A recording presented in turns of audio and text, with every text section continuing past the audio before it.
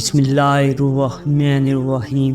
معزز سامعین السلام علیکم۔ آج پھر آپ کی خدمت میں ایک اور ویڈیو لے کر حاضر ہوا ہوں۔ 27 کی تاریخ کے بارے میں آپ کو بتاؤں گا یہ کیسے اور کیوں بنی، اور اس تاریخ میں حضور صلی اللہ علیہ وسلم کے آنے سے پہلے اور کیا کیا اس دنیا میں اور آسمانوں پر پیدا کیا گیا۔ تو آئیے ہم اپنے آج کے اس موضوع کو شروع کرتے ہیں۔ ہمیشہ سے دنیا کا دستور ہے کہ فقراء کے دروازوں پر جاتے ہیں، جھولیاں پھیلاتے ہیں اور مرادیں پاتے ہیں۔ مالدار نادار کو نوازنے کا ہنر جانتا ہے۔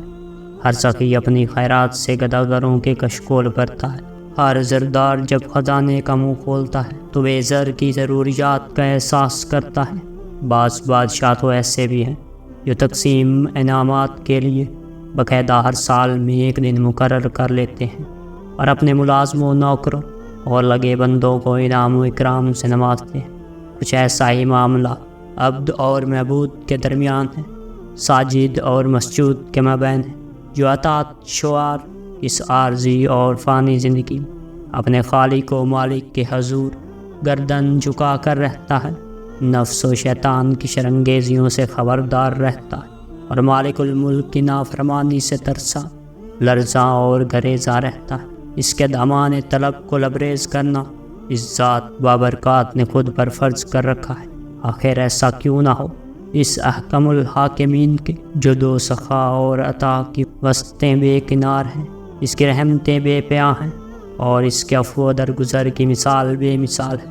وہ جب اپنے فضل و کرم کے بازو پھیلاتا ہے تو اس کی نوازشیں کائنات کے ذرے کو محیط ہو جاتی ہیں۔ اس کی شان بندہ پروری کا ایک انداز یہ ہے کہ اس نے شب و روز کی قیمتی اوقات کچھ بابرکات لمحات ایسے رکھے ہیں جن میں سوال کرنے والوں کی چولیاں مراد کے موتیوں سے بھرتا ہے۔ سراپا درد بنے ہوئے بندگان ازردگان کی آہوں اور سسکیوں کی پذیرائی بخشتا ہے، حتیٰ کہ خوف خدا سے بہنے والی آنکھوں کے آنسوؤں کو جنت الفردوس کے بدلے میں خرید لیتا ہے۔ لب وہیں آنکھیں بند پھیلی ہیں جھولیاں، کتنے مزے کی بھیک تیرے پاک در کی ہے۔ لیلۃ القدر اپنے دامن میں ایسے ہی کروڑوں بابرکت تمہات کو لے کر عالم ناسوت میں جلوہ گر ہوتی ہے۔ لیلۃ القدر کو قدر سے منسوب کرانے کی کئی حکمتیں بیان کی گئی ہیں۔ ایک حکمت یہ ہے کہ قدر بمعنی مقدار اور رتبہ ہے۔ اس رات میں ذات باری تعالیٰ اپنے عبادت گزار شب زندہ دار بندوں کے درجات قرب عالم بالا میں ظاہر فرما دیتی ہے۔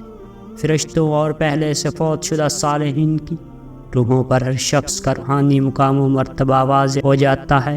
اس رات میں غوث، قطب ابدال اور امام کے عہد مستحق افراد کو تفویض کر دیے جاتے ہیں۔ دوسری حکمت یہ ہے کہ قدر مبانی بزرگی ہے، جسے کہا جاتا ہے کہ فلاں شخص بزرگی اور قدر و منزلت والا ہے۔ اسی طرح اس رات کو بھی کئی وجوہات کی بنیاد پر فضیلت اور بزرگی حاصل ہے۔ پہلا، اس رات میں شام سے لے کر صبح تک اللہ تعالیٰ کی خاص تجلی اپنے بندوں کی طرف متوجہ ہوتی ہے، یوں ہی انہیں بارگاہ ربوبیت میں قرب معنی حاصل ہوتا ہے۔ دوسرا، اس رات میں فرشتوں کا نزول اس قدر ہوتا ہے کہ زمین تنگ پڑ جاتی ہے، اور اس کے ساتھ ساتھ اہل ایمان کی ارواح بعد جو اجسام سے جدا ہونے کے بعد اپنے پاکیزگی کی وجہ سے فرشتوں میں مل گئی ہیں، وہ بھی اپنے لواحقین دوست احباب کے حالات کو ملاحظہ فرمانے کے لیے اس عالم سفلی کی طرف نزول فرماتے، جس سے انہوں نے پرواز کی۔ چنانچہ اپنے اعزاء و اقارب کو نیکی میں مشغول پا کر وہ روح خوش ہوتی ہیں اور دعا کرتی ہیں۔ دوسری طرف انہیں برائی میں مبتلا دیکھ کر وہ ناراض ہوتی ہیں اور دل ہی دل میں فرشتوں سے شرماتی ہیں۔ اس کی نحوست کی وجہ سے ایسا شخص مال و دولت کے نقصان، زوال اقبال اور دنیاوی مصائب میں مبتلا ہو جاتا ہے تاکہ اسے توبہ کی توفیق مل جائے۔ ملائکہ اور ارواح صالحین کے نزول سے دنیاوی ماحول میں پاکیزگی اور بزرگی پیدا ہو جاتی ہے۔ اس وجہ سے اس رات کو قدر والی رات قرار دیا گیا ہے۔ اسی بزرگی کی وجہ سے عبادت کی کیفیت اور نیکوں کی لذت عام عبادت سے ہزاروں مرتبہ زیادہ ہو جاتی، جیسا کہ مسجد کے پاکیزہ ماحول میں باجماعت نماز ادا کرنے سے ثواب 27 گنا بڑھ جاتا ہے، اور اگر بیت اللہ شریف کا پاکیزہ ماحول میں سر آ جائے تو نماز کا ثواب بھی 1,00,000 گناہ بڑھ جاتا ہے۔ تیسرا، حضرت ابن عباس رضی اللہ تعالیٰ عنہ کے مطابق اس رات میں سال بھر میں نازل ہونے والی بلائیں عالم بالا میں مقدر اور معین کر دی جاتی ہیں۔ کسی کا مرنا، کسی کا بیمار پڑنا، رزق میں فراوانی، عزت و ذلت وغیرہ باضابطہ طور پر اس رات میں ظاہر و باہر ہو جاتا ہے۔ اور چوتھا، ابوبکر وراق کے مطابق اس رات میں قابل قدر امت کے لیے قابل قدر رسول صلی اللہ علیہ وآلہ وسلم کی معرفت نازل کی، لہٰذا اس رات کو قدر کی نگاہ سے دیکھا گیا۔ نزول قرآن ایک ایسا شرف ہے جس کی کوئی انتہا نہیں۔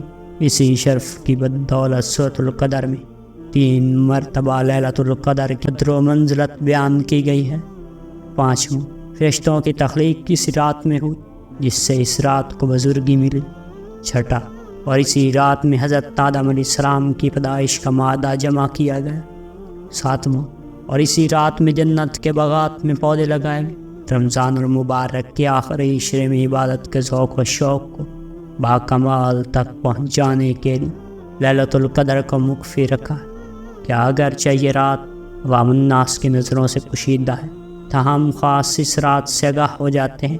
بارگاہ عزتی میں مستقل اور مسلسل حاضری اور حضوری کا شرف پانے والے اس رات کی برکتوں سے محروم نہیں رہ سکتے۔ ان کے نظر میں تو وہ ہر رات قابل قدر ہے جس میں مخلوق اور خالق کے درمیان ٹوٹا ہوا رشتہ بحال ہو جائے۔ کسی شاعر نے کیا خوب کہا، اے خواجہ زمن پرسی شب قدر نشان، ہر شب شب صدر است۔ اے خواجہ تو مجھ سے شب قدر کی نشانی پوچھتا ہے، اگر قدر پہچانی جائے تو ہر شب شب قدر ہے۔ تو مجھے سامعین، ہمارا آج کا موضوع یہیں پر ختم ہوا کہ شب قدر کی مناسبت سے تھا۔ وما علینا الا البلاغ المبین۔